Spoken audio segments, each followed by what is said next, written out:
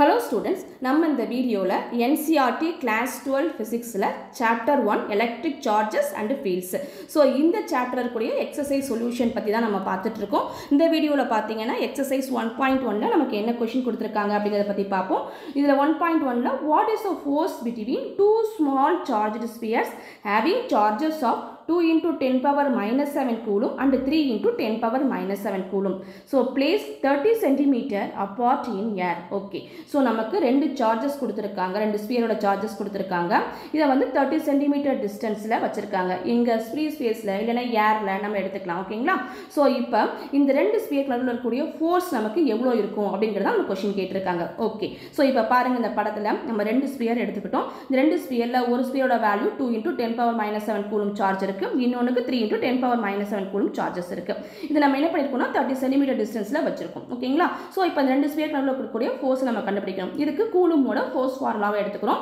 அப்ப F = K into Q1 Q2 by R². இதான் நமக்கு ஃபார்முலா.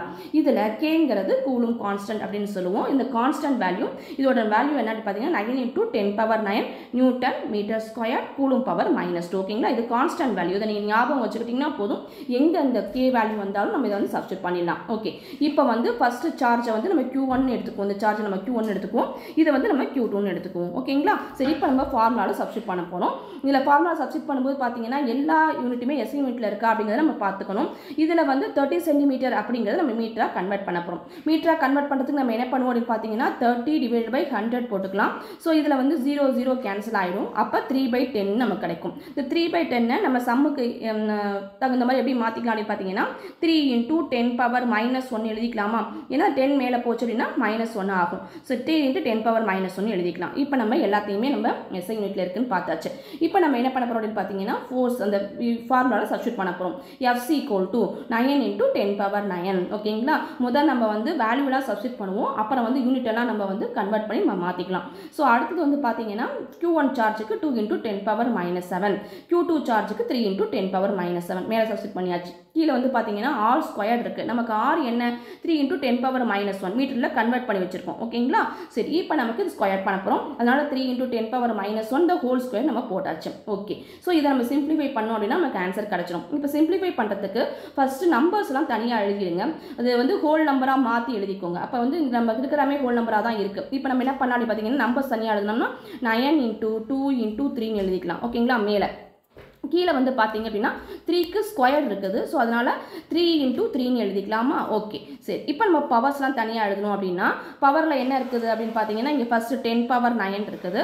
சோ அப்புறம் வந்து இத மல்டிப்ளிகேஷன் 10 power 9 இருக்குது. சோ இங்க வந்து பாத்தீங்கன்னா 10 power -7 into 10 power -7. ஓகேங்களா? டிவிஷன்ல வந்து பாத்தீங்கன்னா 10 power -1 இருக்கு. அதோட ஸ்கொயர் வேல்யூ இருக்குது. அதனால அப்ப நம்ம என்ன பண்ணனும்? அதோட மல்டிப்ளை பண்ணிக்கணும். அப்ப மல்டிப்ளை பண்ணோம்னா 10 power -1 னால -2 நமக்கு இங்க வர போகுது. ஓகேங்களா? சரி இப்போ நம்ம இத சிம்பிளிஃபை பண்ணுவோமா? பண்ணோம்னா 3 க்கு 3 கேன்சல் ஆயிடும். இந்த 3 ஐ 9 ல கேன்சல் பண்ணோம்னா 3 கிடைக்கும். அப்ப நம்பர்ஸ் நமக்கு என்ன மட்டும் இருக்கு? 3 யும் 2 இருக்கு. அப்ப இத நம்ம மல்டிப்ளை பண்ணி போட்டுறலாமா? 3 2s are 6 நமக்கு இங்க போட்டாச்சு. இப்போ பவர்ஸ் நம்ம வந்து சிம்பிளிஃபை பண்ணனும். அதுக்கு நம்ம என்ன பண்ணனும்? ஃபர்ஸ்ட் வந்து எங்க பிளஸ் பவர் இருக்கு கீழ உள்ளது நம்ம மேல எடுத்துட்டு போய்டுவோம் முதல்ல. ஓகேங்களா? எல்லாத்தையும் ஒரு டைரக்ஷன்ல கொண்டு வந்துருவோம் அப்படினா நமக்கு 10 power 9 into 10 power -7 into 10 power -7 இந்த -2 மேல போச்சுனா +2 ஆயிடும். அப்ப 10 power +2 இதான் நமக்கு பவர்ல இருக்கிற வேல்யூ. ஓகேங்களா? இப்போ பிளஸ் எல்லாம் சேர்த்து எழுதுங்க, மைனஸ் எல்லாம் சேர்த்து எழுதுங்க. அப்ப 10 power 11 மைனஸ் இப்போ மைனஸ் சேர்த்து எல்லாத்துக்கும் பவர் ஒன்னு தான இருக்கு. அப்ப நம்ம பவர்ல மைனஸ் எழுதிடலாமா? 10 power -7 into 10 power -7 வந்து 10 power -14 நமக்கு மாற போகுது. சரி இதுக்கு நமக்கு ஒரு ஃபார்முலா இருக்கு. வேணா அந்த ஃபார்முலாவை சைடுல எழுதி வச்சுக்கோங்க, ஞாபகம் வச்சுக்கலாம். a power m into a power n. ஓகேங்களா? சோ இப்படி இருந்துச்சு அப்படினா a எல்லாமே நமக்கு 10 தானே. ஓகேங்களா? 10. சோ பவர்ல m n இப்படி இருந்துச்சு. மாறி இருக்கு பாத்தீங்களா? பவர் ஒன்னு பிளஸ் இருக்கு, ஒன்னு மைனஸ் இருக்கு. மாறி இருந்துச்சு அப்படினா a power m plus n. ஓகேங்களா? சோ இப்படி நம்ம எழுதிக்கணும். அதுபடி தான் நம்ம என்ன பண்ணிருக்கோம்னா 10 பவர் பிளஸ் எல்லாம் நம்ம ஆட் பண்ணி 10 power 11 எழுதியாச்சு.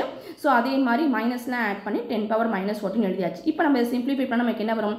10 power -3 நமக்கு கிடைக்கும். ஓகேங்களா? சோ அத தான் நம்ம இங்க சப்ஸ்டிட்யூட் பண்ணிருக்கோம். பாருங்க இப்போ நம்பர்லாம் நம்ம சிம்பிளிஃபை பண்ணிட்டோம். பவர் தனியா சிம்பிளிஃபை பண்ணி ரெண்டையும் சேர்த்து நம்ம எழுதியாச்சு.